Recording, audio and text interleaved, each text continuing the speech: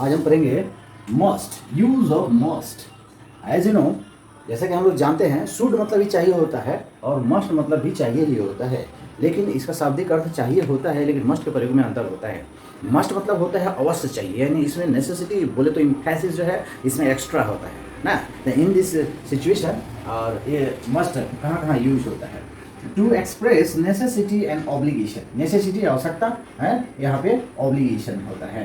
तो आइए हम इसको देखने का प्रयास करते हैं। As for example, we must pay their debts on time. We must pay यानी ये नेसेसिटी है कि हमारी जो कर्ज जो है वो समय पे जमा कर देना चाहिए, नहीं तो भारी पड़ जाता है कर्जा ना।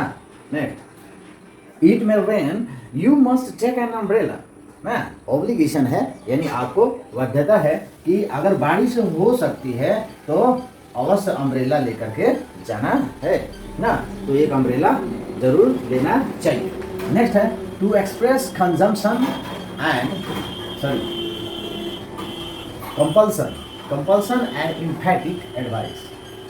ठीक है, कंपल्सन ये भी है आपका बहुत ही इम्पोर्टेंट है और यह बहुत जरूरी है। जरूरी है मतलब ये बाध्यता है, बाध्यता नहीं है बल्कि वो आपके लिए जरूरी है ना।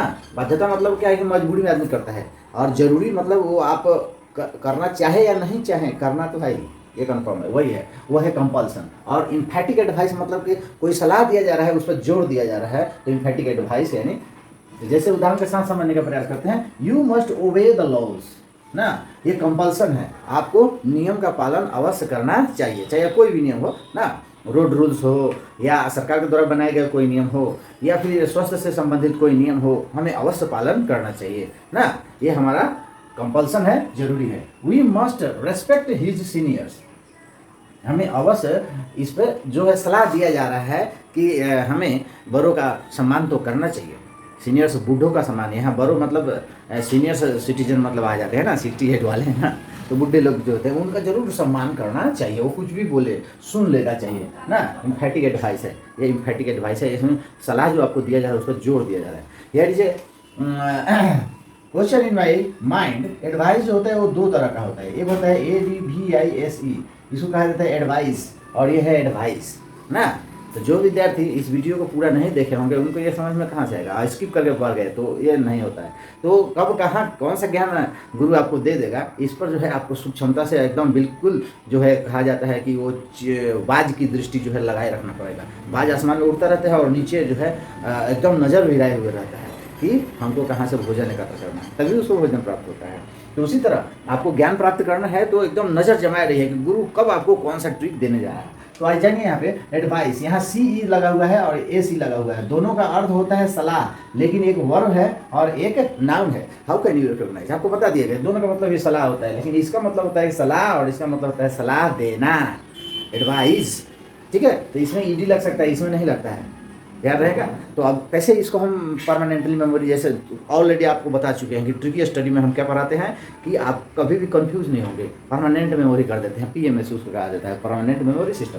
तो PMS का जानने का प्रयास करते हैं। ये है नाउन और ये है वर्ब। अब ABCD में C पहले आता है और S बाद में आता है, उसी तरह N पहले आता है और V बाद में आता है। कन्फर्म हो गया ना? ठीक है, अर्थात जिसमें S आया हुआ रहेगा वो भी, यानी बाद में आने वाला भी है। आप जब भी यहाँ दोनों साथ में लेके आएंगे तो C और S की बात आएगी। चलिए come to the point, next हम चलते हैं बिना समय गवाए हुए। नो बकवास, ओनली स्टडी।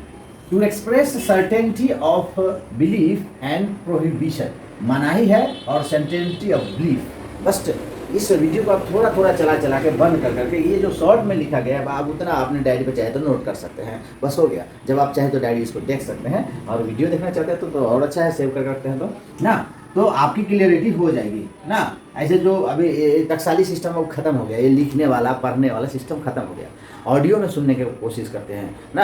अब बैठ कर पढ़ते कौन रहेगा, आँख उस पर करा के आँख खराब हो जाएगा, मोबाइल में देखते रहेंगे। तो ऑडियो के लिए आप जो है एलिमेंट्स एप्लीकेशन लोड कर लीजिए, वहाँ पे मेरा कुंदन कौशिक जो है चैनल को फॉलो कीजिए, और वहाँ पे आप क्लिप में ये सब जो है वहाँ मिल जाएगा आपको ऑडियो के रूप में।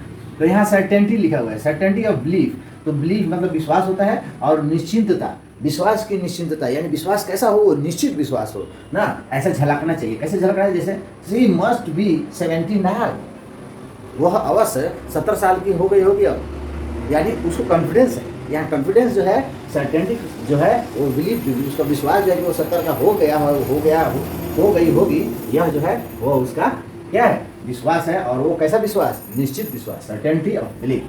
नेक्स्ट है you must not enter the ladies compartment. Must नहीं, यहाँ पे प्रोहिबिटेड है, मनाही है।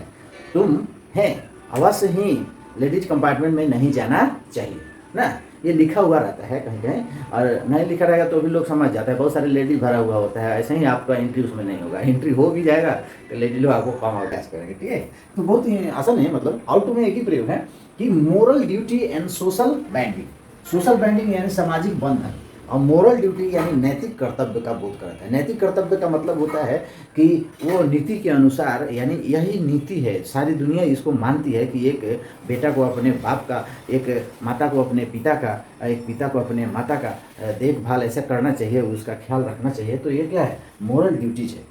सोशल बाइंडिंग, सामाजिक बाइंडिंग क्या है कि हमें समाज में दुष्प्रचार नहीं करना चाहिए, हमें समाज को बिगाड़ने का प्रयास नहीं करना चाहिए, हमें समाज सुधारने का प्रयास करना चाहिए। ये सोशल बाइंडिंग है, मतलब समाज के द्वारा एक तरह से बंधन डाला गया है, उसमें आउट टू का प्रयोग किया जाता है। जैसे ही आपको ये फीलिंग हो कि इस वाक्य से कहीं ना कहीं हमारे मोरल ड्यूटी का बोध हो रहा है या सामाजिक बाइंडिंग का, मतलब सामाजिक बंधन का, तो वहाँ पे आउट टू का ही प्रयोग करेंगे ना। ये थोड़ा चाहिए जो है, यह पोलाइट है। You ought to serve and smile. यहाँ पे आउट टू का प्रयोग किया गया है, सर्व एंड स्माइल। आपको जो है किसी की सेवा करते समय आपके चेहरे पे स्माइल होना चाहिए, सर्व करना चाहिए और स्माइल करना चाहिए, सेवा करना चाहिए और मुस्कुराना चाहिए। ये नहीं कि डांट करके सेवा करे, खाता है कि नहीं 4 रोटी खाना तो खिला रहे हैं, प्रेम से खिला रहे हैं। तो प्रेम से खिलाने का मतलब क्या, आपके चेहरे पे स्माइल होना चाहिए। प्रेम तभी चलाता है ताकि सामने वाला यह फीलिंग करता है। स्माइल क्या करता है, स्माइल यह महसूस कराता है कि वो सामने वाला हमसे खुश है ना। नहीं तो दुनिया में बहुत सारा दुख है, दुख सुनाने लगिएगा, सामने वाला दुखी हो जाएगा, फिर आपसे मिलना नहीं चाहेगा।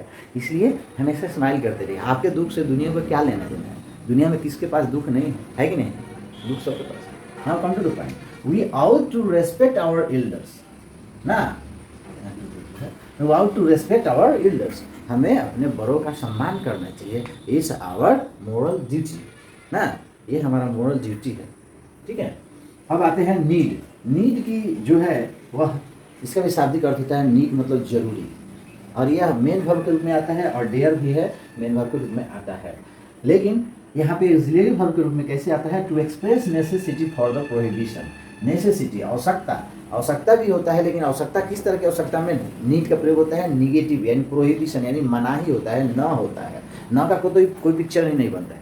जैसे आपसे हम कहते हैं कि तुम बाघ नहीं हो, तुम्हारे दिमाग में पिक्चर क्या बना होगा, बाघ का बना होगा, नहीं का पिक्चर कोई नहीं बनता है, ठीक है। इसलिए यहाँ पे नेसेसिटी ऑफ द प्रोहिबिशन है, तो प्रोहिबिशन मतलब होता है मनाही। जैसे you need not stay here, अर्थात नेगेटिव सेंस में इसका प्रयोग किया जाता है। देखिए यहाँ पे नॉट है, you need not stay here, तुम्हें यहाँ रुकने की जरूरत नहीं है।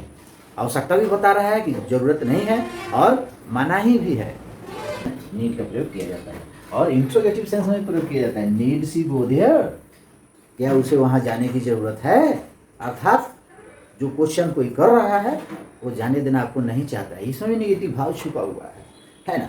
वहाँ तुम्हें जाने की जरूरत है, नीड सी गो देयर। अब यहाँ सी ही प्रयोग किया गया है क्योंकि लड़की के साथ ये सवाल पूछा जाता है ना, नीड सी गो देयर, तुम्हें वहाँ जाने की जरूरत है मतलब नहीं है ना, यह क्वेश्चन ही है लेकिन प्रोहिबिशन है, मनाही है। Come to the point, dare to express venture for the interrogative and prohibition. ये जो डेयर मतलब हिम्मत होता है, यह निगेटिव सेंस में आता है और इंट्रोगेटिव में प्रयोग किया जाता है, और इसमें भी मनाही होता है ना। जैसे तुम्हारी हिम्मत कैसे हुई हमको ऐसा बोलने की, हिम्मत कैसा हुई, अर्थात ऐसा हिम्मत तुमको नहीं करना चाहिए था, निगेटिव प्रोहिबिशन है, मनाही है, तुमको ऐसा हिम्मत नहीं करना चाहिए था।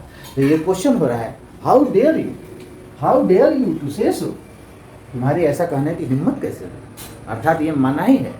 क्वेश्चन तो पूछा जा रहा है कि हिम्मत कैसे हुई, लेकिन मनाही है, यहाँ पे प्रोहिबिशन है। दूसरा देखिए कि यहाँ पे ही dare not speak against me, उसकी हिम्मत नहीं है मेरे विरुद्ध बोलने की, हिम्मत नहीं है। यहाँ पे क्या हो रहा है, यहाँ पे क्वेश्चन तो नहीं है लेकिन निगेशन है, निगेटिव सेंटेंस। और इस प्रकार हमारा मॉडल वर्ब जो है समाप्त होता है, यूज ऑफ मॉडल वर्ब।